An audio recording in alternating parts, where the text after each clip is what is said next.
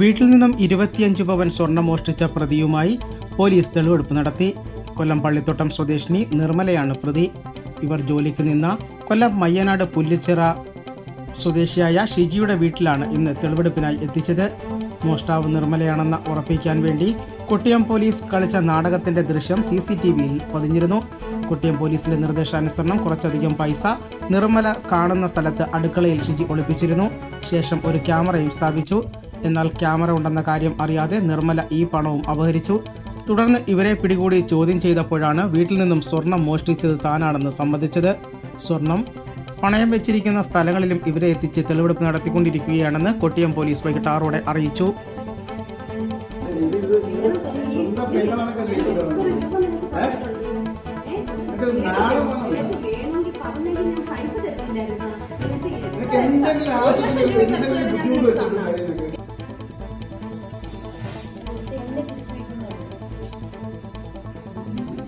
അവിടെ നിന്നും ഞാൻ എടുത്തിട്ടൊന്നുമില്ല. ഇവിടെ അവിടെ ചില്ലറ പൈസ എടുത്തു, വേറെ പൈസ ഒന്നും ഞാൻ എടുത്തില്ല. ഈശോനെ എടുത്തിട്ടില്ല സാറേ. ജോലിക്കൊന്നും ജോലി ചെയ്തിട്ടുണ്ടോ? കക്കാനല്ല പോണ്ടത്.